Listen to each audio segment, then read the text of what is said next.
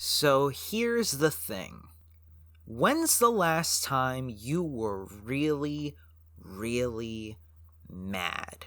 And I don't just mean your normal, everyday kind of mad. I mean shit bricks mad. I mean shit bricks and build a shit brick house and knock it down like a Lego house mad. Genuine vitriol. Contempt from within your very soul. Customer pissed you off at work. Close friend broke your trust. Or maybe some guy just cut you off in traffic and that was the straw that broke the camel's back. Do you remember the last time you were really that angry? How'd you deal with it? Odds are, if you're anything like me, you listen to music. Sometimes I listen to music that calms me down. The Neighborhood is one of my favorite bands for a reason.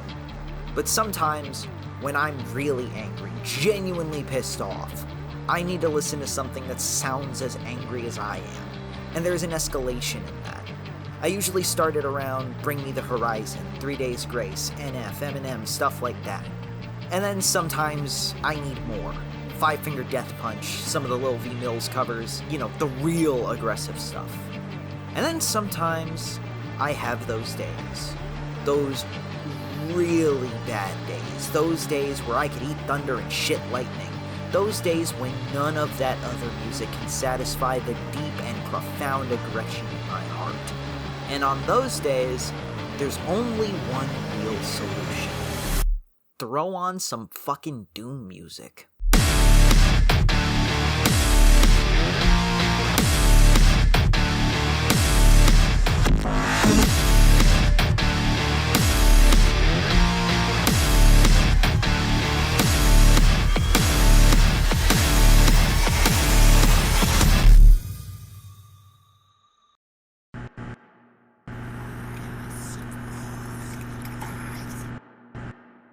Mick Gordon is a mad scientist, a Frankenstein of music composition, and the monsters he's created serve as a monument to violence itself.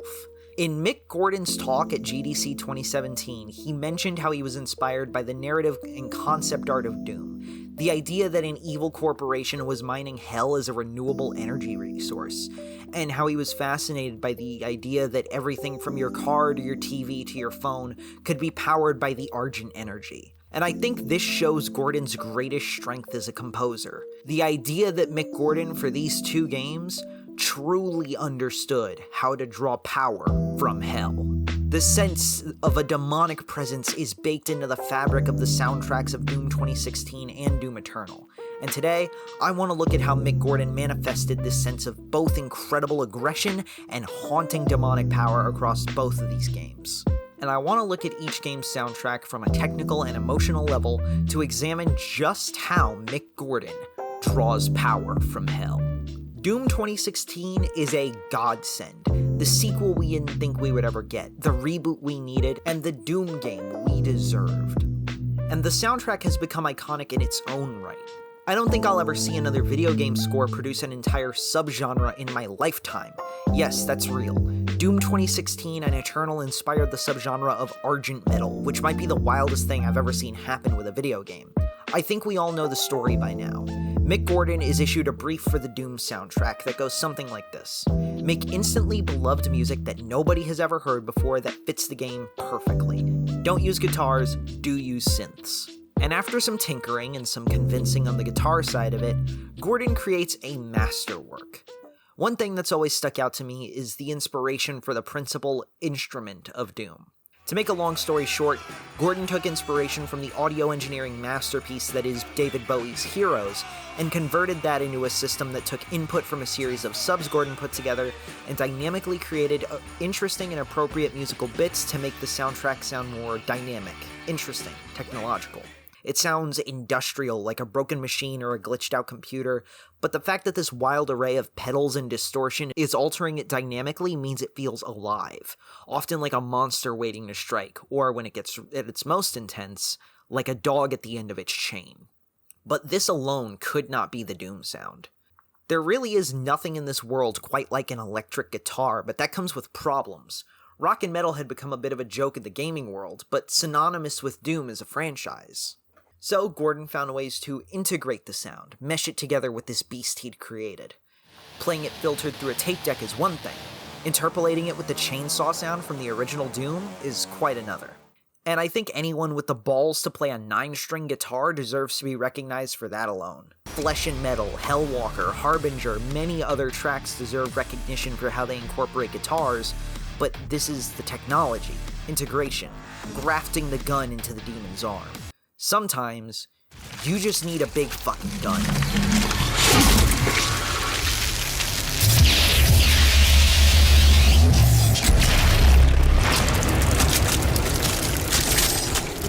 Rip and Tear is a meme now, but I do not care. You find me any song with a more aggressive opening riff than this instantly iconic track, and I will gladly slap you in the face and tell you that you're wrong. This song opens like a punch in the teeth and never relents. It is aggression incarnate. It rips, it tears. It's in Fortnite, but it is not the standout track. At Doom's Gate seems like a contender. You spend 5 minutes walking these halls in a tutorial segment that will forever make other tutorial segments look physically weak by comparison. And you can't even tell me this isn't the most badass moment in gaming history. I'm willing to take full responsibility for the horrible events of the last 24 hours, but you must understand. Our interest in their world was purely for the betterment of mankind. Everything has clearly gotten out of hand now, yes. But it was worth the risk, I assure you.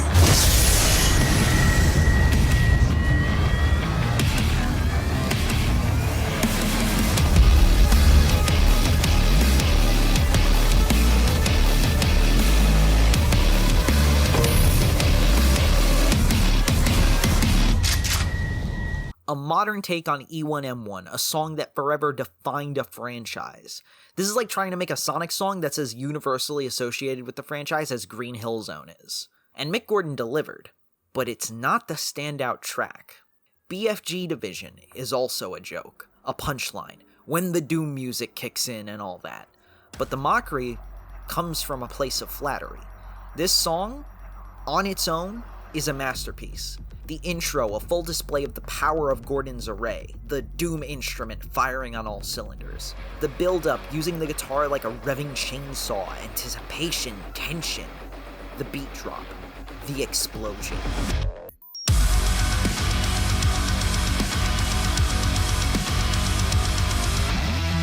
The full power of that 9-string combined with this ungodly screech, a cry from the demons on the receiving end of that big fucking gun. BFG Division is so amazingly produced that it could define an entire career. This soundtrack could easily serve as one's magnum opus. But that's not where the story ends, because Doom, as we know, is eternal.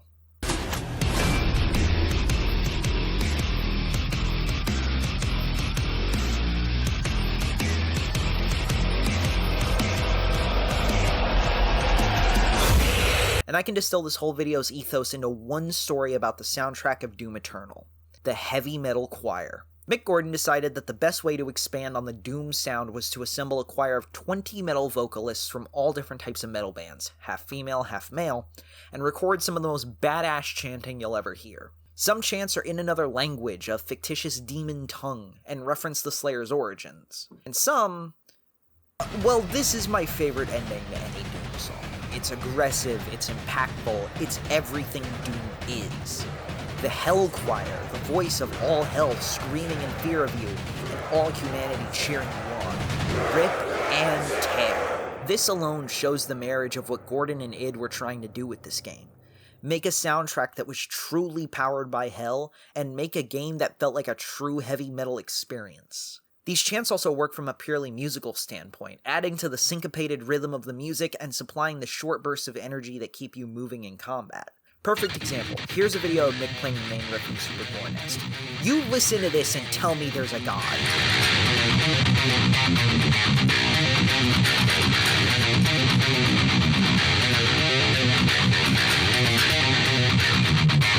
And that isn't even the end of it. We talked about how Mick used the sound of a chainsaw from classic Doom in the first game's soundtrack. Well, here's him using the sound of a lawnmower for the second. Every time I hear this section of The Only Thing They Fear Is You, I get a mental image of Mick Gordon walking into a Home Depot and going, Ah yes, a symphony orchestra. But it's that use of power tools and lawn maintenance equipment, among other things, that help give the soundtrack a sense of power. Part of it is psychological. Once you really know what you're listening to, your brain kind of connects the dots between your axe as the Slayer to the use of power tools, both of which have associations with traditional masculinity. The other part is how the mixing adds so much more punch. Doom Eternal also uses music from previous Doom games beyond just the opening track. Taurus Nabad makes use of the original Level Clear theme.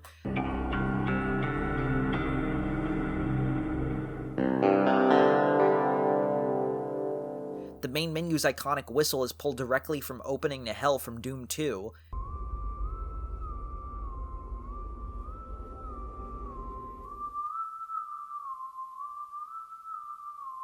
Hell, it feels ridiculous to sit here and list all the examples, so I've linked a video below that's just 20 minutes of side-by-side comparisons.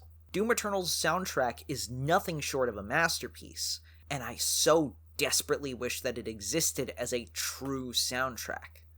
Oh, you haven't heard? Well, let me give you the rundown.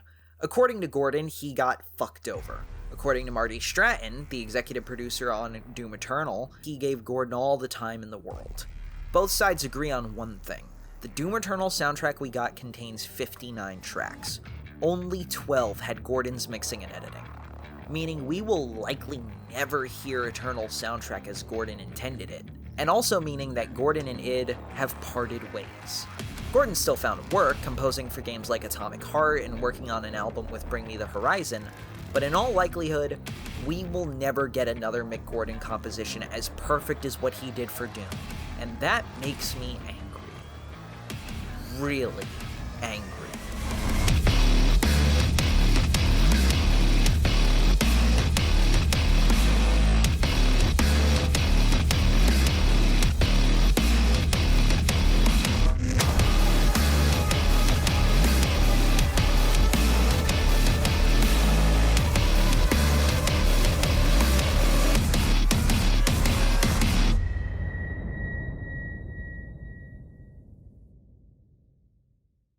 Special thanks to my buddies Omar, Christian, and Devrick for donating to the $10 tier on my Patreon. If you want to help me rip and tear through my bills, please consider donating to the Patreon. It really helps me out. You get a ton of exclusive benefits, including access to written reviews of every movie I see in theaters, exclusive side content for some of my longer videos, and a bunch of other stuff. Again, I really appreciate it. Little as $3 a month. And yeah,